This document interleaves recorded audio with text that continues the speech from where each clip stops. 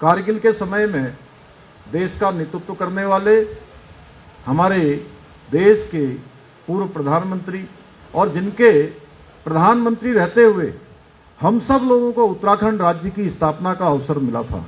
हम सब नए राज्य में हमारे नए राज्य का गठन हुआ था।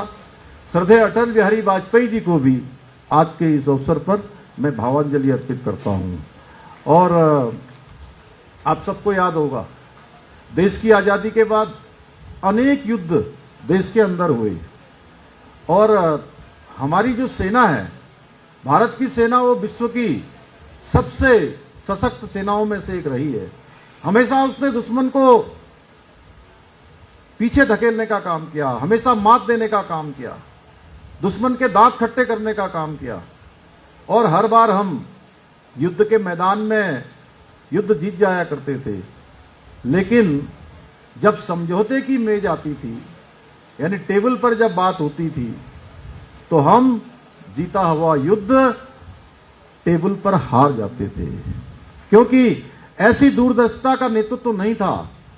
और कारगिल का ये युद्ध मैं समझता हूं पहला युद्ध है जिसको भारत की सेना ने अदम्य साहस, वीरता और पराक्रम से जहां युद्ध के मैदान में जीता, वहीं हमारे प्रधानमंत्री जी के राजनीतिक नेतृत्व के कारण से उस समय के प्रधानमंत्री अटल बिहारी वाजपेयी जी के समय में एक इतिहास और भारत के लिए खड़ा हुआ। वो इतिहास है युद्ध के मैदान में सीना जीती और टेबल पर भी वो युद्ध हम जीत पाए। भाइयों बहनों, यह अवसर हमको हमारे प्रधानमंत्री जी ने दिया। भाइयों बहनों, आज हमारे प्रधानमंत्री मोदी जी के प्रयासों से सेना न केवल पहले से अधिक सशक्त हो रही है, बल्कि उसकी यश कीर्ति भी लगातार बढ़ रही है। और आज कारगिल विजय दिवस के अवसर पर आदरणीय प्रधानमंत्री जी प्रातःकाल ही आज सैनिकों के बीच में द्रास क्षेत्र में वहां पर हमारे उन वीर शहीदों को श्रद्धांजलि अर्पित कर रहे हैं। और ये होता भी कैसे है जब नेतृत्व ऐसा होता है। अभी जनरल सबरवाल साहब यहां से बोल रहे थे, बहुत अच्छी बात है कि पूरे विश्व के लोग जो नहीं चाहते कि भारत मजबूत भारत बने, भारत सशक्त भारत बने, भारत शक्तिशाली भारत बने, ऐसे लोग सारे षड्यंत्रों के तहत भारत की गति को रोकने के लिए प्रधानमंत्री मोदी जी की गति को रोकने का कुप्रयास उन्होंने पिछले चुनाव में किया है। वो हम सब लोगों ने देखा है किस प्रकार से उन्होंने विदेशों से ऐसे राजनीतिक दलों की मदद की है, ऐसे स्लीपर सेल्स की मदद की है, जिनके माध्यम से वो भारत को कमजोर करके मोदी जी के चलते हुए कदमों को, भारत की बढ़ती हुई विकास की गति को रोकना चाहते हैं। हम सबको इस समय मैं समझता हूं कि सेना के लोग हों या भारत के लोग हों, पहली बार या सेना का मनोबल बढ़ाने की बात हो या भारत को आगे बढ़ाने की बात हो, भारत के इतिहास में यह समय पहली बार आया है जब पूरा विश्व आज भारत की ओर देख रहा है। भारत अगर कुछ बोलता है तो आज पूरा विश्व देखता है। भाइयों बहनों, एक समय ऐसा था कि विश्व के मंचों पर हम जब भारत का प्रतिनिधित्व देखते थे तो भारत विश्व के मंचों पर अपनी बात भी नहीं कह पाता था, अपने हकों को भी नहीं मनवा पाता था। भाइयों बहनों, हमारी पहचान बन गई थी कि दब्बू भारत, पिछलग्गू भारत, ऐसा भारत जो विश्व के मंचों पर अपनी पैरवी भी नहीं कर पाता है। इस अवसाद की स्थिति से भारत को किसी ने निकालने का काम किया है तो हमारे प्रधानमंत्री नरेंद्र मोदी जी ने किया है। भाइयों बहनों, आज भारत कुछ बोलता है तो पूरा विश्व देखता है। विश्व के अंदर अगर कोई घटना होती है तो दुनिया के देश एक टकटकी लगाकर इंतजार करते हैं कि आज विश्व के इस परिदृश्य में भारत का रूप क्या होने वाला है। ये नया भारत बनाने का काम हो रहा है। भाइयों बहनों, हमारी सेना आज शत्रु की गोली का जवाब गोले से देने का काम करती है। सेना को अब निर्णय लेने के लिए पूरी तरह से फ्री हैंड दिया गया है।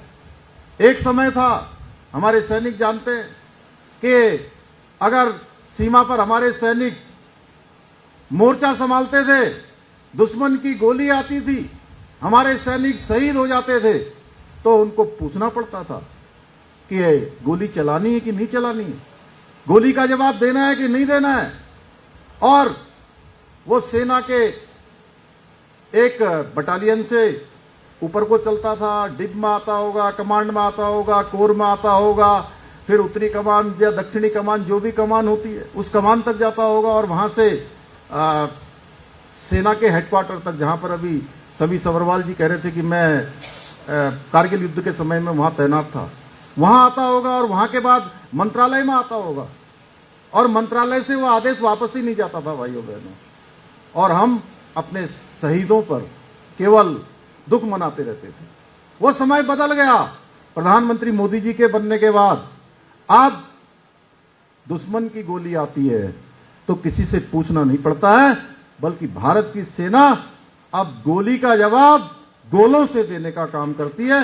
ये नया भारत बनाने का काम हमारे प्रधानमंत्री जी के नेतृत्व में हो रहा है।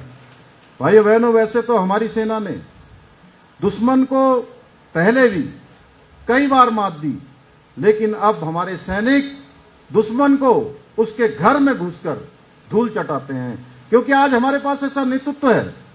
भाइयों बहनों, आज जहां सरकार एक और सेना के आधुनिकीकरण पर जोर दे रही है, वहीं सैनिक और सैनिक परिवारों को जो मिलने वाली सुविधाएं हैं उनको भी बढ़ा रही है। आपको याद होगा 1 रैंक और 1 पेंशन जो कई वर्षों से रुकी हुई थी, और मैं सच बताऊं तो मेरे पूज्य पिताजी अब इस धरती पर नहीं है, लेकिन वह भी मुझे अक्सर कहते थे कि 1 रैंक और 1 पेंशन लागू होनी चाहिए। और 2014 में मोदी जी की सरकार बनते ही जिस दिन 1 रैंक और 1 पेंशन लागू हुई, तो मैं एक विधायक के रूप में था, तो मुझे उन्होंने, वो कार्यक्रम में आए थे, हमने कार्यक्रम किया, और कार्यक्रम में से घर जाने के बाद पहली बार मैं राजनीतिक क्षेत्र में जब से काम करना मैंने शुरू किया, उस दिन उन्होंने मुझे कहा कि तुमको भी मैं धन्यवाद करता हूं, और तुम्हारे माध्यम से मोदी जी को भी धन्यवाद करता हूं। भाइयों बहनों, मैं सच बताऊं तो मैं वो दिन याद करता हूं तो मैं बहुत भावुक हो जाता हूं कि वास्तव में 40 सालों से भी अधिक समय से रुकी हुई 1 रैंक और 1 पेंशन की मांग को भी मोदी सरकार के बनने के बाद ही वो पूरी हो सकी। अगर आप ये वीडियो YouTube पर देख रहे हैं तो हमारे चैनल को सब्सक्राइब करें और बेल आइकन को दबाना ना भूलें। अगर आप Facebook पर ये वीडियो देख रहे हैं तो हमारे पेज को लाइक करें।